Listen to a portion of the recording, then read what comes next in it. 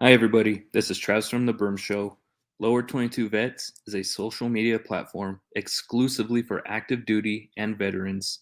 Connect, communicate, and network with your own. Sign up is free and easy with giveaways each month. Download on Apple Store or Google Play. Today's episode is brought to you by Left Foot, Right Foot Shirt Company. This is a veteran-owned, 100% nonprofit shirt company that donates all their proceeds from sales to charities focused on PTSD and mental health. These shirts are so soft, fit so well, and I guarantee they'll add a couple inches to your biceps. Go check them out and tell Mark I sent you at lfrfshirts.com. Just keep going.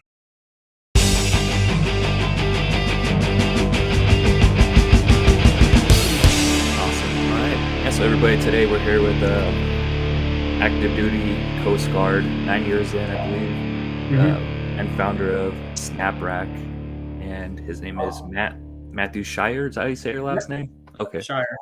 Awesome. Yeah, so I'm happy to have you on. It looks like you got some of your product actually sitting right there behind you. Yeah. So I mean, this is where I work. So I just started getting ribbons in. So I have ribbons available in my store too. So people have like a one-stop shop. They can buy the ribbon rack and ribbons. that's awesome. So yeah, started doing that. And then yeah, I mean, I can start talking about my product if people don't know what it is. It's a modular ribbon rack. So you buy it as a kit and then you build it as you earn ribbons without spending more money. It saves a lot of time too. And I had the idea a few years ago, but when I first got in, I was accumulating ribbons and I was like puzzled that there was no other option.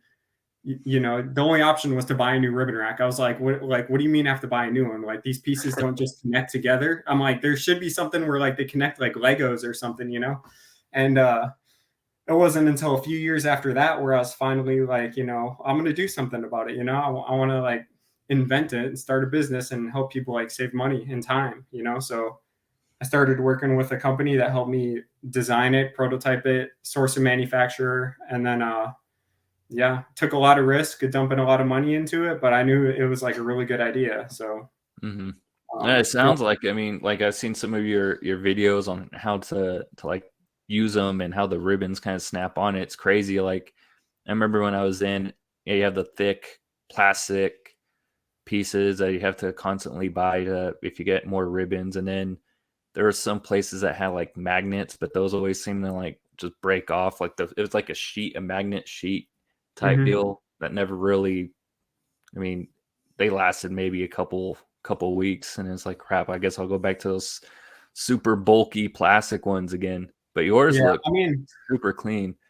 Yeah, my you know, they have like the build your own and stuff like that, the thin ribbons, which, you know, they do look better, but that's the thing is anytime you get a new ribbon, you have to send it in, you have to pay for the shipping, you have to pay for them to put a new ribbon on it, pay for them to ship it back. Like it's a whole process. You have to wait for it. So if you need it right now, it's not going to be quick, you know? So this way you can just like take the bar off, put a bigger one on, slide your ribbon on, you're good to go. You don't even have to take it off your uniform if you're not going up a row. If you're going up a row, there's extra back plates to go all the way up to 6 rows. Yeah, which is, yeah, there's always those, I'm not sure what Coast Guard is, but Navy was like really uniform inspection driven, it seemed like, you know? Yeah, I mean, it just depends on where you're at. Like, obviously, if you're in school, you know, they're going to do uniform inspections like once a month, if not more often than that. But if you're at like a unit where the command is less concerned about that and more concerned about just operating, like you're not going to be doing uniform inspections that often. But one more thing I wanted to show you before I start talking about like my Coast Guard stuff. So I got the SnapRack. This is like the back plate right here. This is a new thing that I just modified, and they're for sale now. So let's say if you got what's that, eight ribbons like that, and they're all like centered up, right? So this 2-bar has a couple extra holes in it. So now you can just take that 2-bar off and slide it over, and now you have an offset rack if you need to do an offset. Look at that. And you can, if you have more 2-bars, you can stack them up, or you can go back to a centered rack, however you want to modify it. So it's even more versatile. Yeah, it's pretty Um, sweet because they didn't have anything like that. And it is a kind of a annoying thing if I'm sure a lot of people can relate, like even mhm. the bulky plastic ones. I remember sometimes they'd start like they wouldn't be flush to your like your Yeah, uniform. They start hanging a little bit, or, like it'd be all these different types of issues with those. yeah, and they bend so easily too. These are made out of the material of this is spring steel. So that's what the magnets attract to is the steel. So these are Hmm. steel and they're like sturdy and they don't really bend or break or anything like that. And then the pins on the back have this rubber clasp where you push it on all the way and it's tight instead of having like that gap that the other clasps have where you got to put a piece of cardboard. Like these ones go until it's tight, so you don't have to worry about Hmm. that cardboard on the inside of your shirt either. So Yeah, I've it's thought pretty. of as much as I could to make it as easy as I can for everybody. Yeah, it's pretty cool. I mean, yeah, never seen anything like that. I mean, we kind of, I guess we can dive a little bit more into it too, because I know you said, you're still active, Mm-hmm. or active military and doing this. So, like, how does that? Is it hard to manage both? Like, I'm not sure exactly how the Coast Guard works at going I on mean, deployments or whatnot, but it kind of depends. We don't deploy that often. Um, And the couple times I had, like the one time I actually did was back in May, and it was only for like a week, and I just kind of had a lot of uh, product like prepped and ready to go. And then my girlfriend lives with, or fiance now, she lives with me. So whenever I got labels, I brought my computer on the deployment, and then whenever I had internet, I purchased them and did all the computer stuff. And then all she had to do is print them and then take them to the post office. So I had a little system when I was gone, but normally, now I'm on nights, so I'm home every single day, and I don't have to fly if I'm on nights, except for once a month. But mhm. I'm able to manage it enough. They're pretty generous with like the amount of time that we're getting off, like Veterans Day and Thanksgiving and stuff like that. So Um, it's I'm able to manage it. I would eventually like to do it full time, because I love doing this. I love waking up or coming home from work or whatever and packing orders, doing work on the website. I do everything myself and I love it. mhm.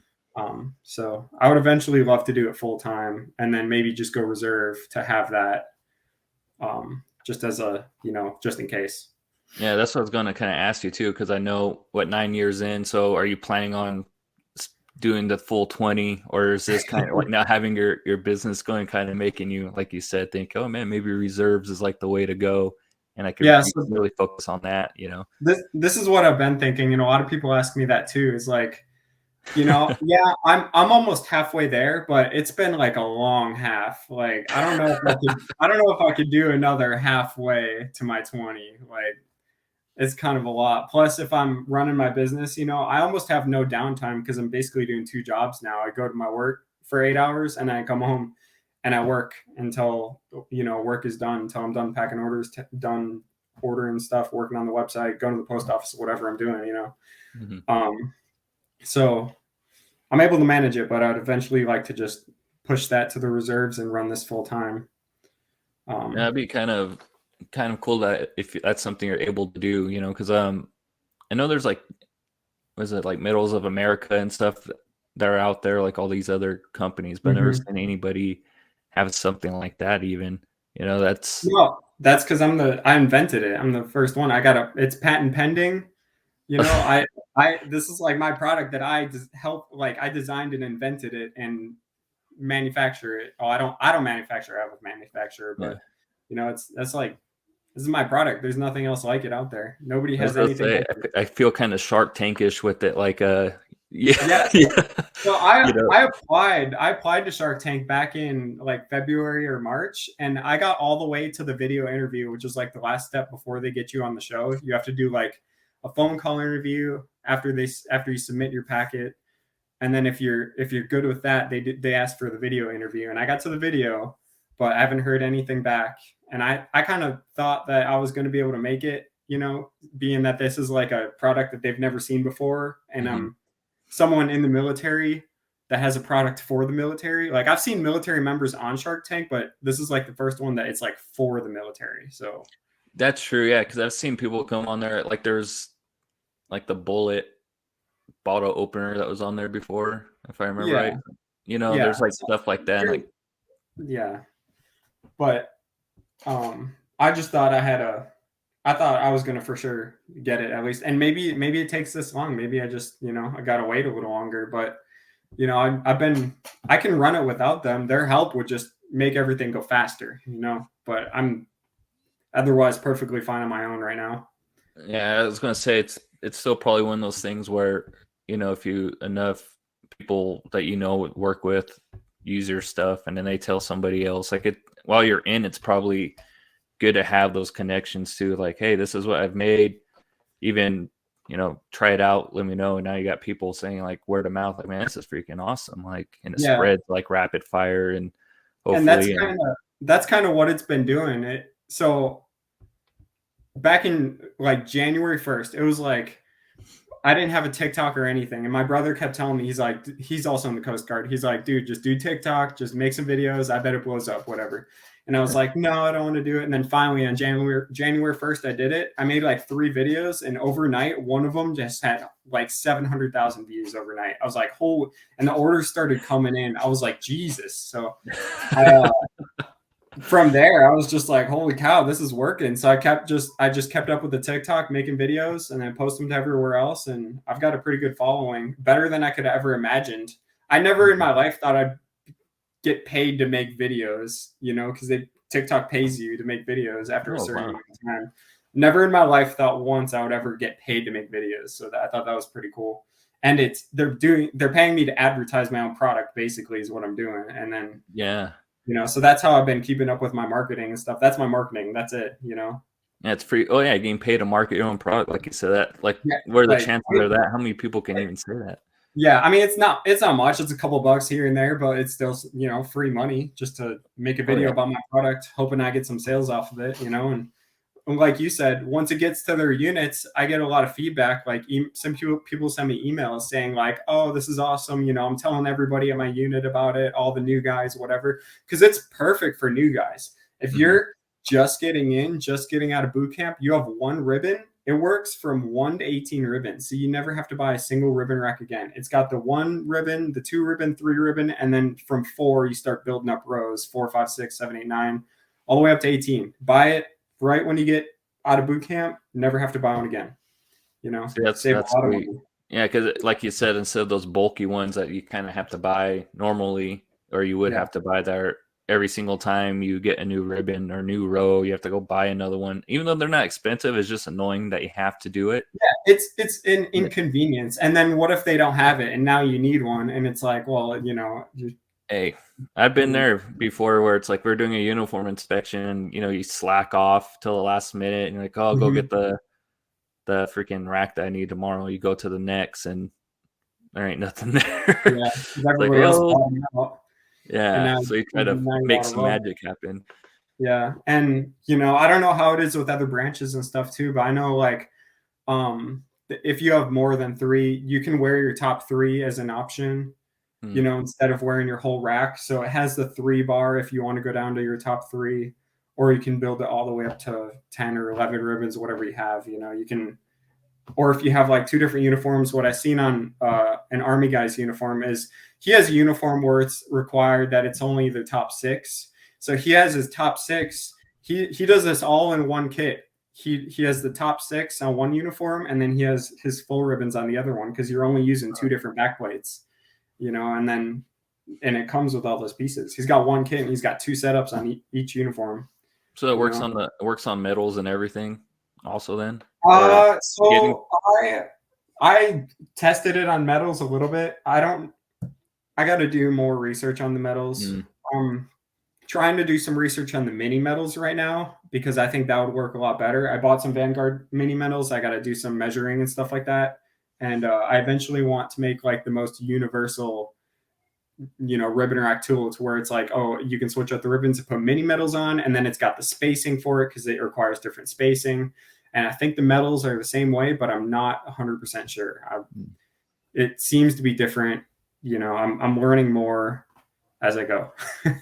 I'm trying to teach myself about the offset stuff first, because I know, since I got the 2 bar that can offset, now I got to figure out how to get the 1 bar on the top. But some of them are centered on the top and some of them are offset. So I gotta it's like one step at a time. I'm slowly like improving and developing That's more. awesome. And God, I can't remember if it was one of your videos I saw, but there was a video where I had like a tool and everything for the gap between your button or your Yeah. pocket. Was that one Yeah. of your videos?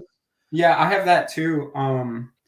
It'll measure an eighth inch above your breast pocket or a quarter inch, depending on what branch. I think the Mhm. Navy and Coast Guard does quarter, and then the other branches do eighth. So Man, you can do either or, you know. see, I So saw that and I was like, man, where the hell was this yeah, freaking exactly. A 12 lot of years people are ago? talking about using like dimes and stuff, or you know, I used to have to Yeah. put a ruler up to it and use a ruler, and that's not always super accurate, you know. And I'm like, I'm just gonna make this, you know, also, and just make it Mhm. easier for everybody. You know, I'm all about convenience and making stuff easier. So it's kind of Yeah. what my goal was.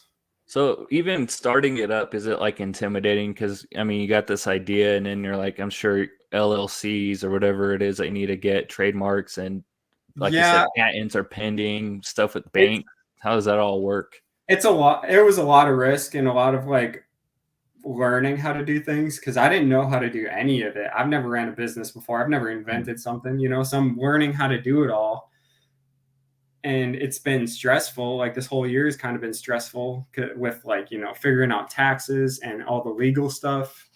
Um, and yeah, like the LLC, the patent. What else was there? I didn't do a trademark or anything. I that all this stuff costs a lot of money, and I kind of gotta use my money wisely because I also have to pay for like development, or I had to pay for the development, the manufacturing, and stuff like that.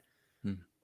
So I felt like some stuff, like the trademark, I was kind of like, I think I can go without that, but I need to get the licensing, the LLC, the business license, and the patent. I need to get all the stuff that'll protect me a little more. So I Mhm. just, it's been quite the ride so far. It's stressful because it is a lot of risk, and I had a lot of people help me out and lend me money, like my family and stuff.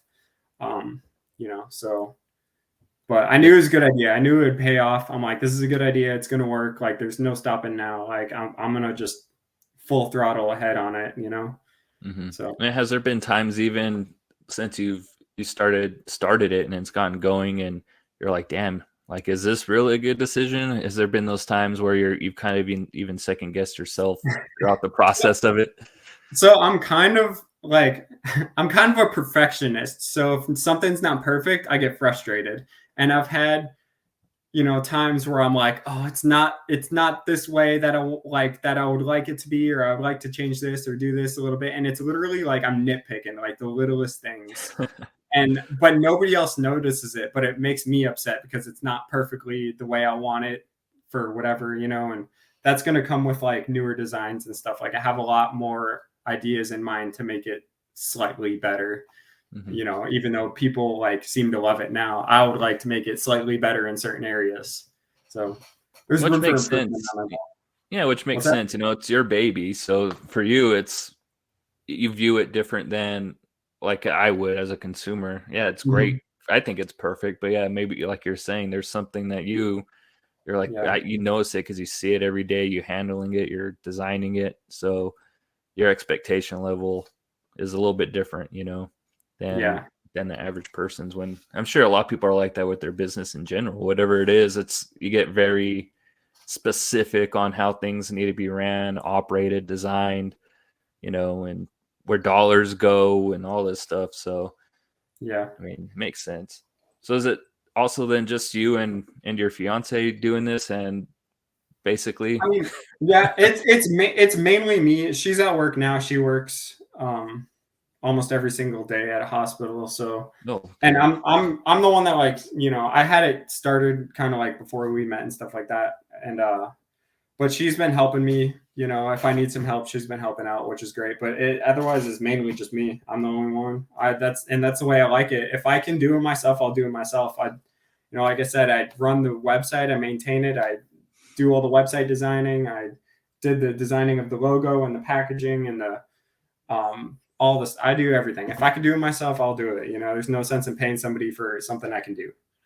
Yeah, I think that's the way maybe a lot of like veterans or like military people, at least that I can attest to, have that kind of a mindset when they start their own businesses, the ones I've talked to or whatever it is that they're doing, they're very like grab the bull by the horns, but they, they want to steer it their way.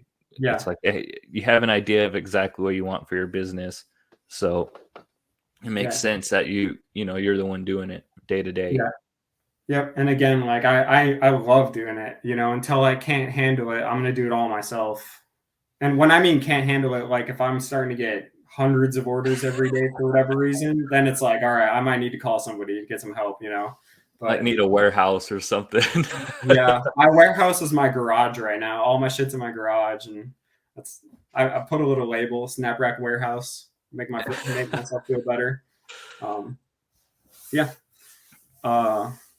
That's awesome though. I think it's cool that you have something like that while you're in, especially because I know for a lot of people, you could also say a majority of people don't have really anything while they're in the military plan for after, like you're in and you're kind of just taking at face value what you're doing, but then not really having a plan. At least you have, you found it already. You already found what you love to do while you're in. That's kind of a gift all in itself, I think. Yeah, and the Coast Guard is something I've always thought I would do like my entire life, like until I retire. Until I started doing this, I was like, well, this is so much better. And I enjoy it way more. I genuinely love working on my business. So, but the Coast Guard is, the military has its ups and downs. You have a lot of good times, you have a lot of bad times. I've made a lot of really good friends doing it too, but eventually I would like to get out and run my business. Yeah. So, talking about Coast Guard, I'm not too familiar with Coast Guard myself. I'm sure there's a lot of folks that have probably said the same thing. Like, I feel bad because I know Coast Guard's always kind of like the one that nobody talks about, it's like, but you guys are there and you guys are still a part of the military. So I'm really curious to know, like, what led you said your brother's in the Coast Guard. So what led you down the path of Coast Guard versus other branches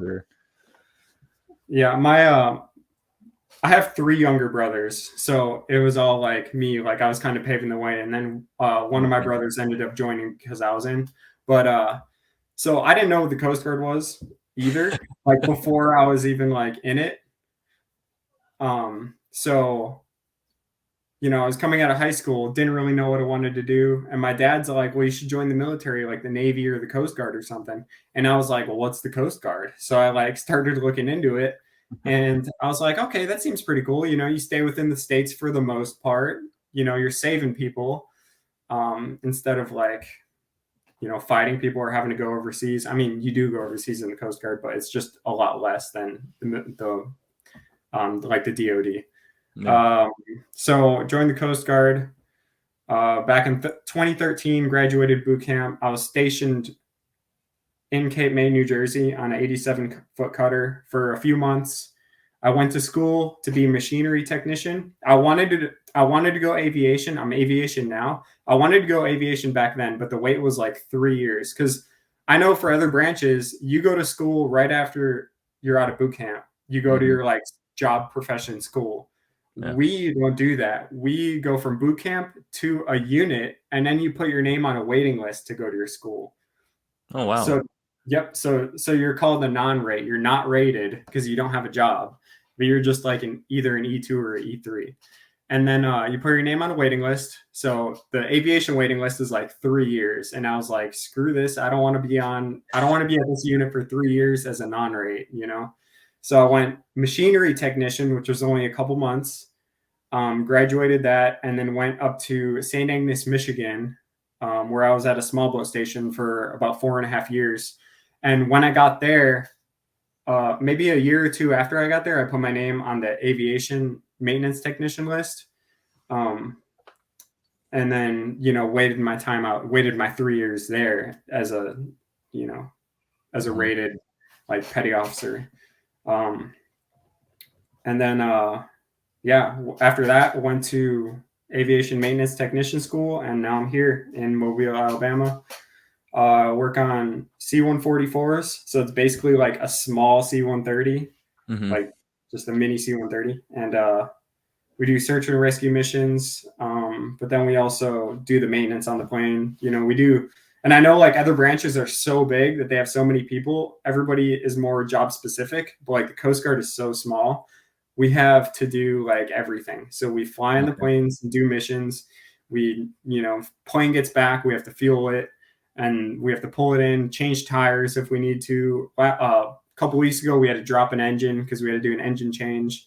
We work on hydraulics and just everything. So But see, there's some perks to that, I think, because like you said, like being in the Navy, it's like you said, everybody's very job specific for the most part. Like you said, from mhm. boot camp, you go to school, then you get assigned wherever you're going to be, and then that's your duty station. But you're very job specific. I mean, there's different things within the rate that you might be doing, but it's all centered around kind of the same premise, same idea. I Mhm. think there's something probably more beneficial though to having to do more than like I worked in aviation fuels and just fueling an aircraft or taking a fuel sample. There's it Yeah, sounds and like you're that's it. doing way more stuff, and that's probably a better route to go, honestly, just because you learn a little bit more than being just having one skill set versus being a Yep. little bit diversified. So Yeah. And that's um, that's part of the reason I liked the Coast Guard more too. That kind of intrigued me is like you get to do so much more and you learn a lot more. You're more well rounded because we have less people, so you're doing more jobs. I mean, yeah, you're doing more jobs, which can sometimes burn you out depending on what's happening. But uh, you know, like you said, you do get to learn a lot more.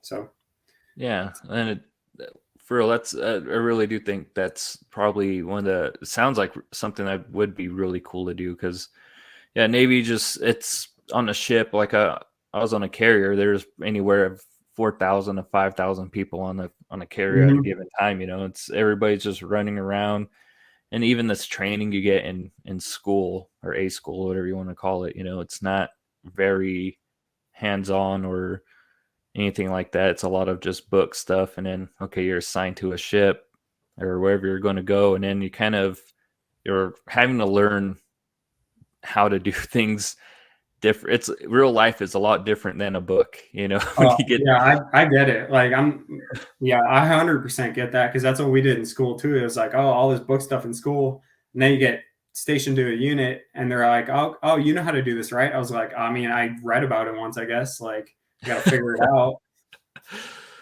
oh yeah. So I mean, so how's your experiences been? I mean, 9 years in, sounds like you've got a taste of a little bit of everything, and Yeah. you said your brother had joined as well. So kind of curious on, how it impacts you being in the service, and obviously like we're kind of talking about, the Coast Guard's not the one a lot of people talk about. Is there times even where you're like, what the hell, man, like we're here too, we're doing stuff, but I mean, yeah, I kind of keep to myself though, and I feel like the Coast Guard in general just kind of keeps to themselves and like does what they're supposed to do. And then my brother joined, and he's also aviation, so he's like the same rate as me. Just because aviation is a lot more, it's a lot more chill. I was in the boat world for 5.5 to 6 years, I think, and just it's a good time, but it can sometimes be just uh too much. Like some of the people they are dealing, like the boats and mates. I don't want to like call anybody out. I've met some really cool boats and mates, but some of them are just a little excessive. And I just had a hard time dealing with them as an engineer for like how ridiculous their requests were sometimes, because you're not only working on boat engines, you're like getting underway with them and doing things, and it's like, you're doing this, you're doing training, so you're doing a tow, right? You're training to tow a boat, and their demands are just a little bit ridiculous sometimes. It's like, can you just pull up, how about we pull up a little closer, make this easier for everybody? Why are you making me throw this 100 yards? They're trying to make me do it to get a sign off. I'm like, this isn't practical. Like, it's calm waters. Like, let's pull up there. I'll throw it over and we'll be good. I'm just there are just a lot of things where I'm like, I just can't deal with this anymore. And I've like I said, I've always wanted to go aviation, but that kind of was like a bonus too to just get out of that and be in aviation where, like I said, everybody's way more chill. Mm-hmm. You know, it's not like we're doing nothing. Though. Like we do our jobs and we do our jobs well, I feel like. And it's like if we do our job well, we get rewarded. And, you know, sometimes we get to go home early. It's like, oh, we did all this work. All right, you know, go home. And unlike the boat world where it's like, okay, you worked for this amount of time, this, you know, and now you got to sit here until the command comes, you know, and tells you to go home or whatever. And sometimes it takes a while and you're sitting around doing nothing. Don't know why you're sitting around and doing nothing, but you are. Oh And yeah. you just had enough of it. I'm not trying to say anything like too bad about Yeah. any or anybody. Got to And I might remember be your. a little bit, but it's just I wanted to get out of the boat world is mainly what it was, and I wanted to be in aviation, and that's it. Mhm.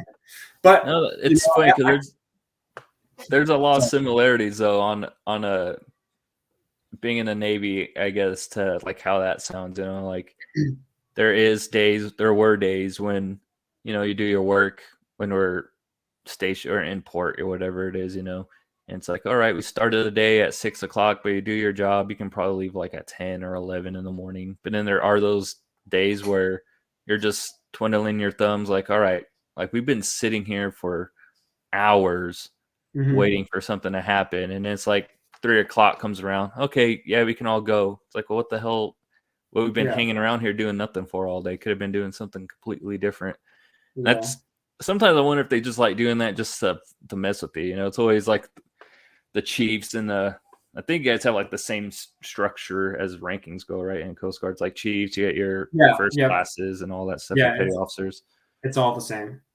Yeah, and there's a little bit of like a like fuckery, I guess you could say. Excuse my language, but you know what I mean. Like they just like to mess with Mhm. you. Like let's keep him around. I don't know. It just pisses you off, Yeah. but I it don't is know if what it it's like a I don't know if it's like an ego thing or what, but you know, we'd be sitting around like waiting to get relieved. So like standing duty at a station, which is where I was in Michigan, you know, I'm oncoming on Monday and it's a small boat station, so you're doing search and rescue. So you're staying overnight, you know, in case if you get a call. And so oncoming Monday, offgoing Wednesday. So you're there for 48 hours straight. But then you have, you know, offgoing Wednesday and you're off Thursday, and then you're oncoming Friday and you work the whole weekend.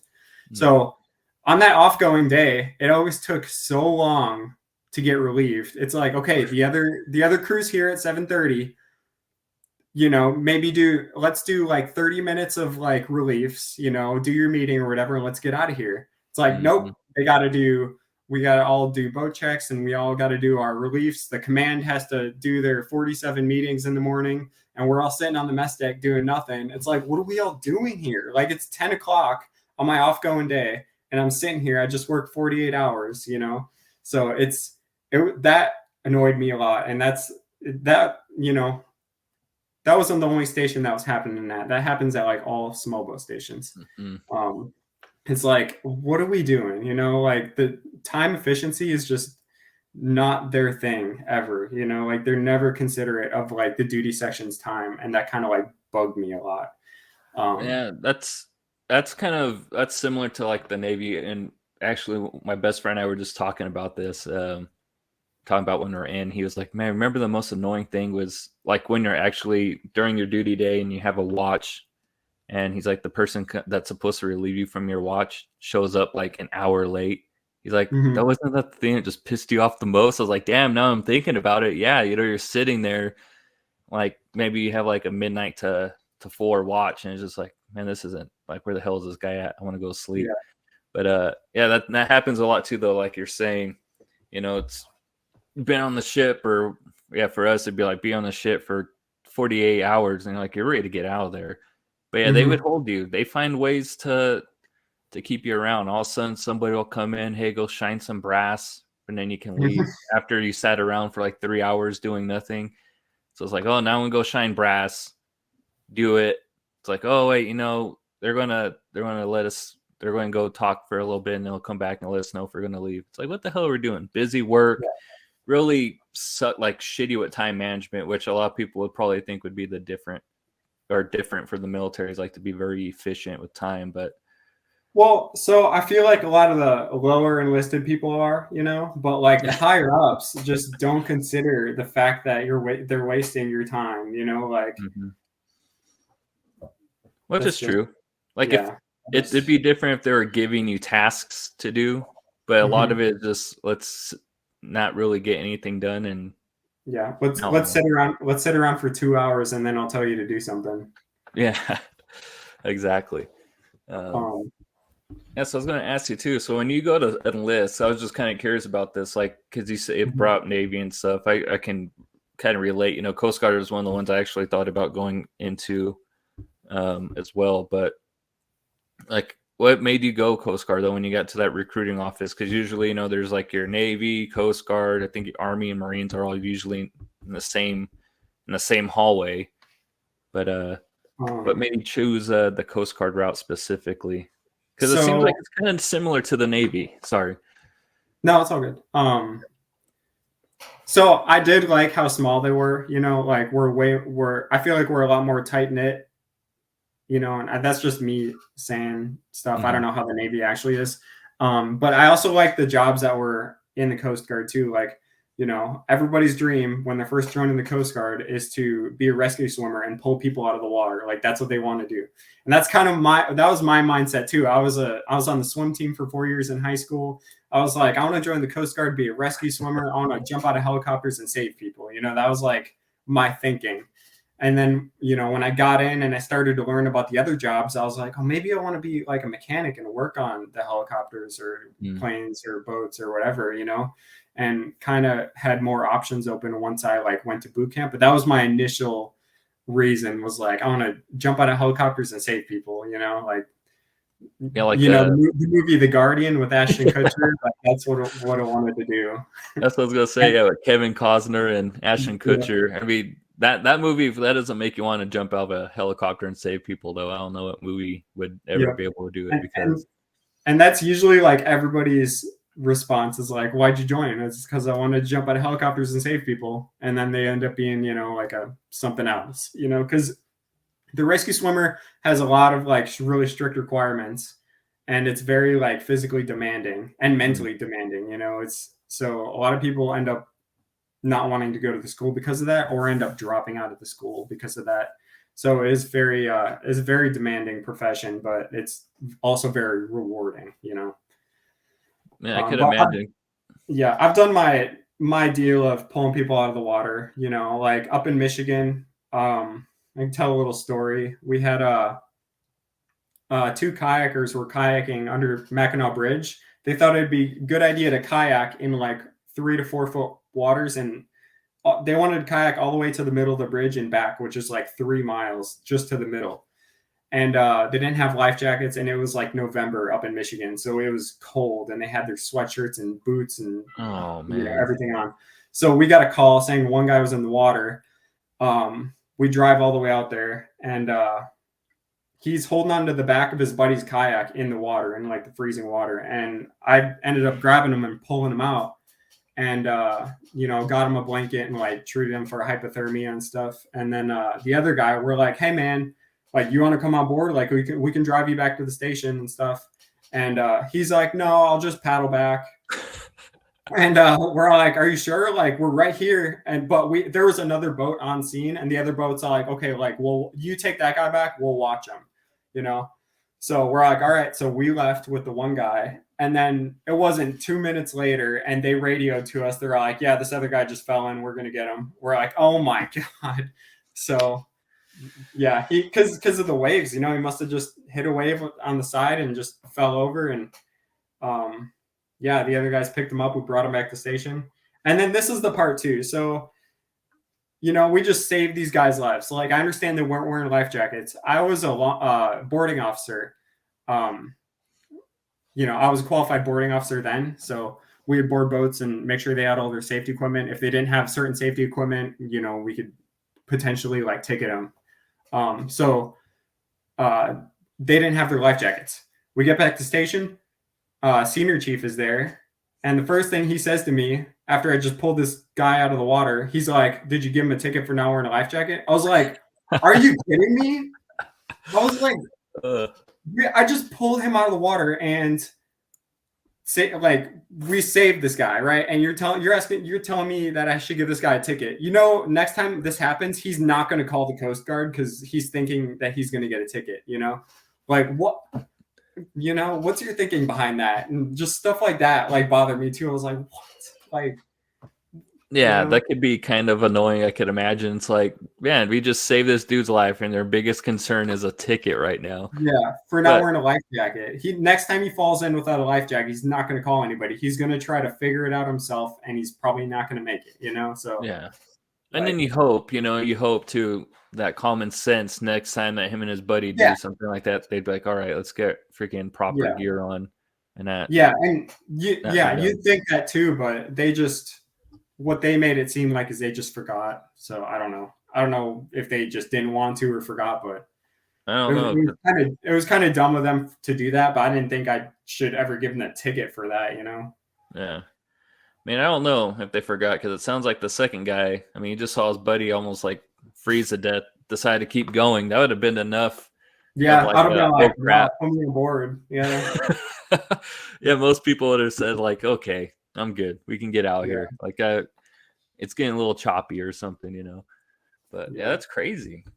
It's kind yeah. of it's kind of nuts because you got kind of, I guess, like a taste of what made you want to join the Coast Guard, I guess, right? Is saving people's Yeah. lives like that. So And that happens more often than people think it does. Like how many people we save, you know, and that's not the only one. I've had that happen with a couple people, literally like pulling them off of the bottom of their boat because their boat flipped over and they're sitting on the top of their boat. And we got to get them on our boat, you know, like yeah. saving the Coast Guard saves way more people than I feel like other people realize. And uh, we do a lot of law enforcement too. Like that one video that went viral down in Florida.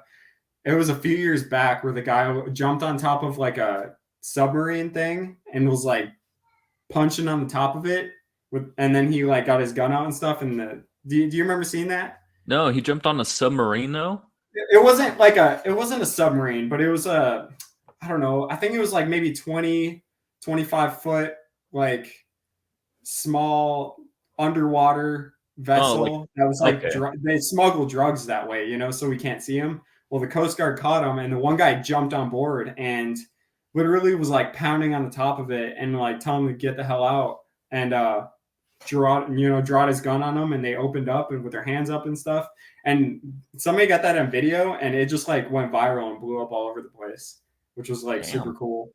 Yeah, see, I gotta watch that one. I haven't seen that, but damn it, no Coast Guard was, stopping stuff like that. That is Yeah, pretty cool. I mean, because yeah, you don't hear anything like that. yeah, But and I guess like even during hurricanes, right? Coast Guard probably plays a massive yep, role during hurricanes and yep. tornadoes and stuff like that. I'd imagine. We respond to hurricanes all the time. The most recent one that hit like Florida pretty bad. You know, they had all the Coast Guard helicopters. I think Mhm. we had some of our planes go over there and respond, and the Coast Guard's like pulling people off the streets, out of the water and stuff like that, off the top of their houses. You know, and then yeah, hurricanes, all kinds of stuff. Those are Um, things that a lot of people don't probably know about. Like because it's like you're saying, it's a smaller branch. So I know the glamour goes to most of the time like the Marines and Army. They get a lot of mhm, the public's eye and the glamorization of what they do. It's like, oh, they're going to war, boots on the ground, and mhm. then Navy's there too. But yeah, never. I mean, Air Force. I forget about Air Force, but and then there's yeah. Sorry, Air Force. I mean, it's Air Force, but yeah, you never really hear about Coast Guard, and Mhm. but it's like, damn, yeah, you guys are doing some crazy stuff. It sounds like I didn't realize it Yeah, was that diversified, even in just types of events you guys partake in. Like it's somebody drowning on a kayak or while going kayaking. I would have never guessed that Coast Guard is the one is the are the individuals that show up and handle yeah. that. Because so like, what happens if somebody calls 911? They refer if there's and depending on their situation, if there's a Coast Guard station nearby, they direct it to the Coast Guard, and then we get the call. You know, and they're like, "Hey, you need to go like right now because there's somebody out in the water, you know, drowning." So So like, Does that also, because you said you were in Michigan, now you're in Alabama. So Yep. like where is Coast Guard kind of do you always have to be near water, I guess what I'm saying? Like the Yeah, yeah. So like all Coast Guard stations are all along the entire coast of the United States. Plus we have like some Puerto Rico, Guam, Hawaii, stuff like that, Alaska. Um, but if you're like a admin, like a storekeeper or a yeoman or something like that, they have some of them on the interstates, just like office jobs. Okay. But all the operational units are all along the coast. So is there like any specific place that you'd like to get stationed to? Like how does that work? Do you pick kind of your next command or Yeah, you do. It's just it kind of sucks because we don't have as many options as like a lot of other branches. And then I'm in aviation, so the Coast Guard's already so small, and aviation Coast Guard is even smaller. So where our planes are, our C-144s, there are only 4 units with those planes. oh So damn. I potentially have 3 places to choose from to move to, if I want to keep the same airframe. Hmm.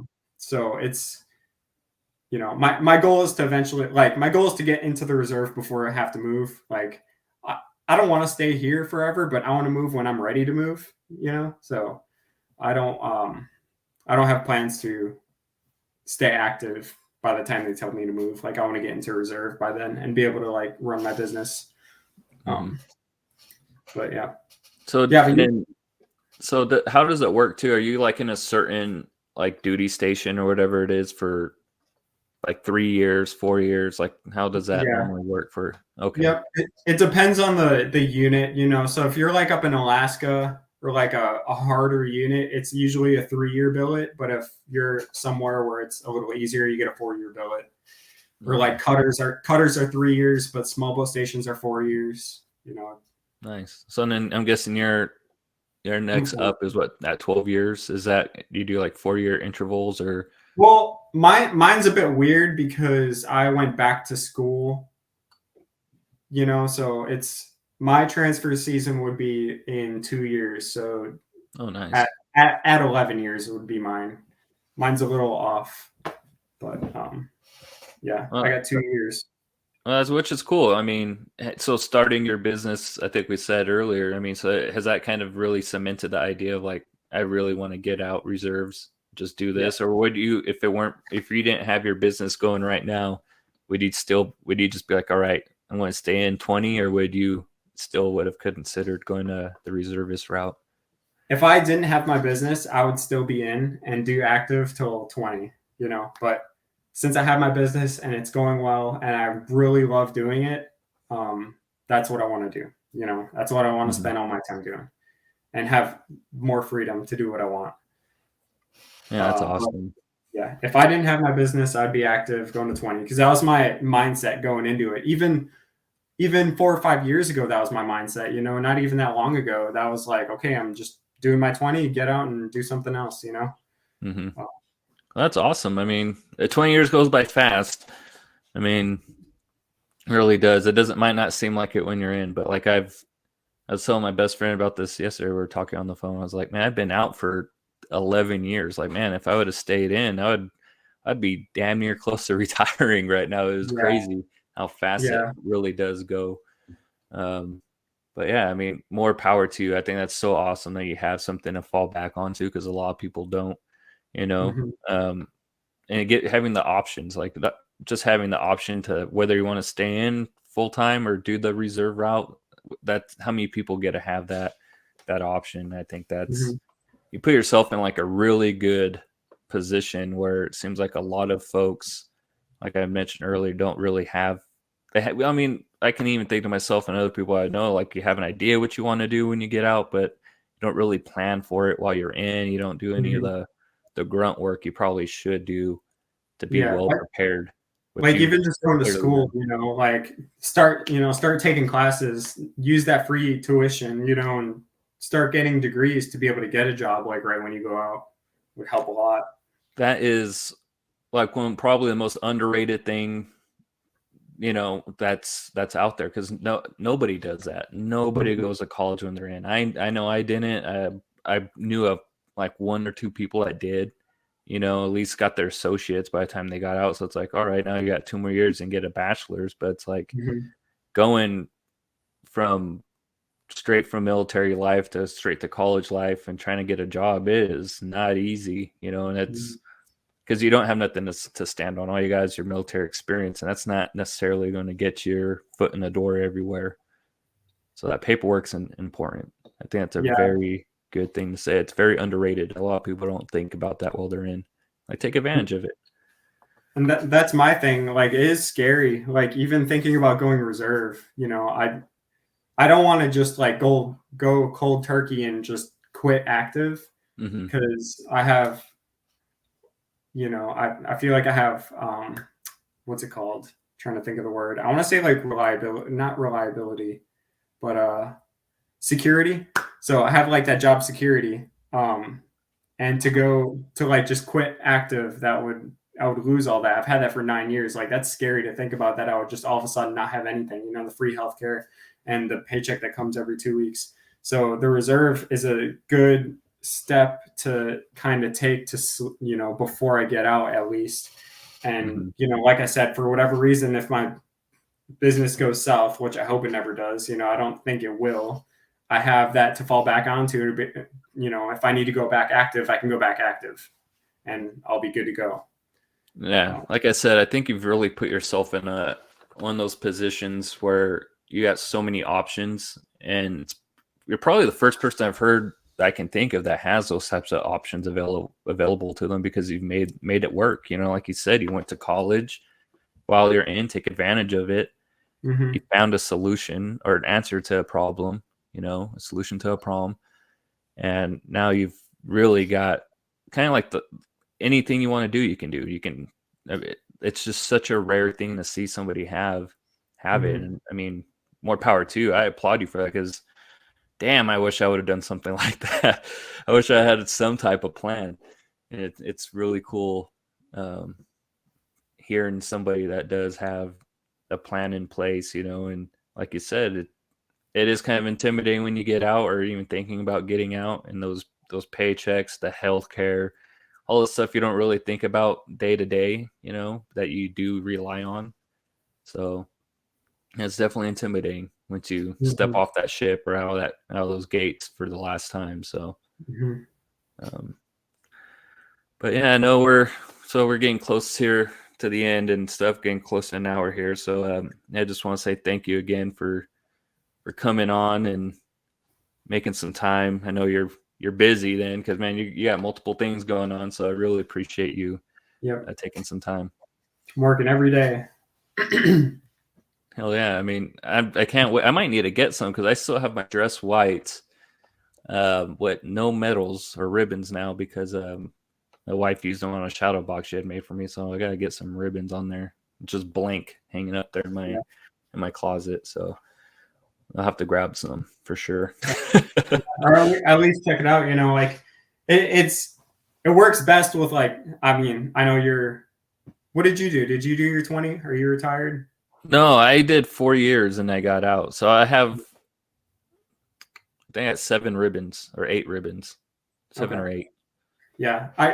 So it works a lot better, people that are active duty, like actively accumulating ribbons, because they can build it up. I'm not saying that you shouldn't get it. It works like best for the people that are active duty, because you're going to build it once to supply ribbons, and then you got all these extra pieces that are not going to be useful. Oh, gotcha. So I'm like I said, I'm not saying you shouldn't buy one, but it works like really well with people that are actively accumulating ribbons. But I appreciate I appreciate all this you're doing for me, like having the shout out and being on your podcast and stuff. Like, this is awesome. No problem. Yeah, like I said, I appreciate you taking the time out of your day and stuff. So I know you're 3 hours ahead. They're 2 hours ahead too, so don't want to keep you too long. But thank you again, Matt. Good luck. Hopefully everything takes off the way you're hoping it will. I'm gonna be rooting for you. Cool. All right. I'll talk to you later. All right. You have a good one. You too. Bye.